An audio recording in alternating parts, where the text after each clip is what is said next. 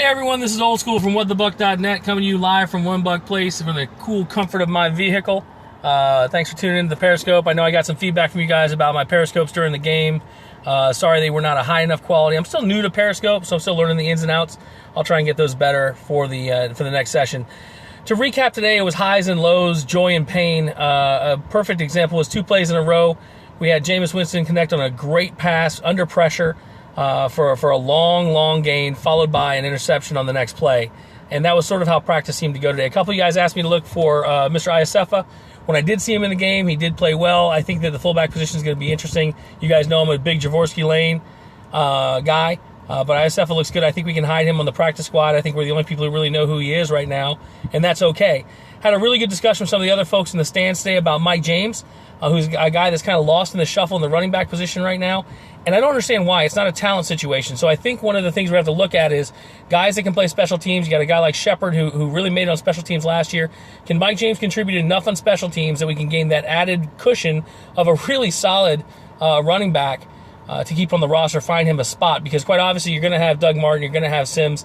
So I think that, Rainey is also a guy that's going to stick on. I think Dominic Brown, a couple of you guys have asked about that, was not impressed with the speed. I know that the word on the street is that he's really well liked by the team for that sort of short yardage back, but I think that Mike James can be that as well. He's very slow of foot. It was very easy to pick him out when he was in the game or in the scrimmage today. Receivers had a particularly bad day today, a lot of drops. But I got to tell you that even as good as Mike Glenn has been delivering the football, and he has been delivering it very well, the accuracy out of the quarterbacks across the board was not particularly good. So some of those drops were on the quarterback as well as on the receivers. On the defense side of the ball, the defense continues to look good. I think it was Daniel and Santa had 2 picks, not back-to-back, but relatively close to one another. Had a really solid game, or a really solid practice today. It's tough to tell on the line. I know my boys over at Pewter Report did some periscoping of the one-on-one battles, so hopefully you guys got a chance to see those, and if you didn't, I'll see if Mark Cook can set those up a little bit later. Not a sharp camp day, though. Weather was good. There was no real excuse. A couple of things on Jameis. He does seem to throw the ball with his arm a little bit, very much like Josh Freeman used to. Strong arm guys do that. Before you say, well, all quarterbacks do it with their arm. I mean that his foundation isn't set. He needs to get his foundation set before he delivers the ball. But he also has a tendency to drop too far back with his back foot, and he slips quite a bit. And I was talking to Mark Cook.